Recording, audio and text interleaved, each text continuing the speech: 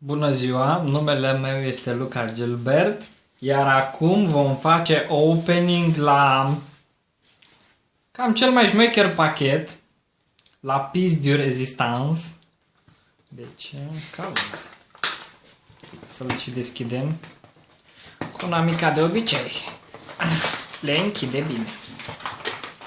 Ei poate nu știu că mai sunt și oameni ca mine care nu se descurcă bine cu deschisul. Bun, cum l-am deschis? Avem Blue Ace Dragon. Să vedem ce avem. Avem un pachet. Și acesta ne arată cam cum să jucăm. După cum vedeți, cam totul se învârte în jurul acestei cărți Blue Ace Dragon. Foarte folositor. Avem și un playmat care ăsta arată chiar, deci chiar arată bine. Era invers. Acesta arată super. Deck Zone, Graveyard, Monster, Spell, foarte, inclusiv și acest border sau margine, arată bine. Blue Ace Dragon, Azur. Și acum să ne uităm puțin prin cărți. Toate bune și frumoase, dar ceea ce contează mai mult este cărțile. Imediat. Pune pauză. Acum să-l deschidem.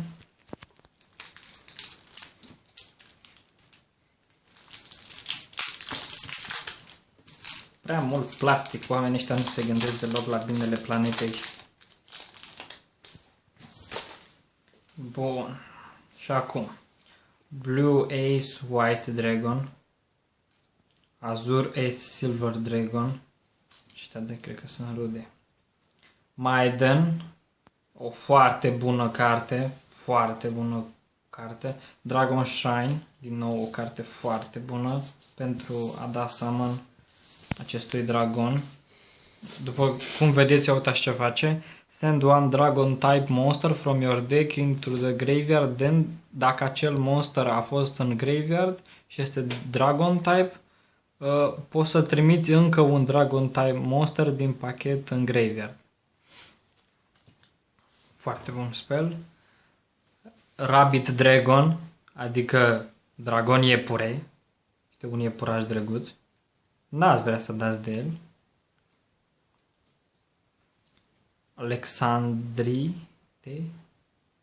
Alexandrion este o specie de vin. Luster Dragon. După cum vedeți, numai Dragon, Darkstone Dragon, foarte bun. Toți cu nivele foarte mari. Acesta este un pachet de putere. Să ai cărți cu putere mare, să-i dai. Kaibaman. Honest. Angel, 2 Angel. Din nou foarte bun. Silver Scribe, foarte. Burst Stream of Distraction. Deci este o carte super, mai ales dacă ai și Blue Ace Dragon deja chemată. Stamping Distraction. Numai spelluri cu dragoni pentru dragoni. White Elephant Gift. Poți să trimiți un face-up. Non-effect master. Non-effect master sunt aceștia care au culoarea aceasta. Effect master sunt aceștia care au cealaltă culoare. Aceștia au un efect, aceștia nu au niciun efect. Deci poți să trimiți un non-effect master pe care îl controlezi în graveyard și să tragi două cărți. Dacă ai o carte foarte slabă și nu prea ai cărți, One for One, din nou o carte bună. Monster Reborn, cine nu știe cartea asta. Dragon Tactics, Soul Exchange, câțiva dintre voi s-ar putea să recunoască foarte bine cartea aceasta.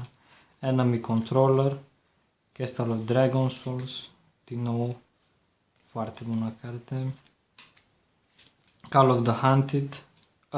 Această carte, da, câțiva dintre voi s-ar putea să o urască din adâncul sufletului.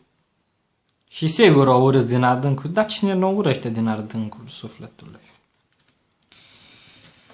După cum vedeți, este un pachet pe putere, foarte multă, summon, tribut, trebuie să dăm și ceva tribut. Aceste două cărți sunt VIP-urile pachetului, mai ales acesta. Cine nu și-l dorește? Toată lumea și-l dorește, dar nimeni nu-l are. Haha! Bun, numele meu este Luca Gilbert și vă doresc o zi bună.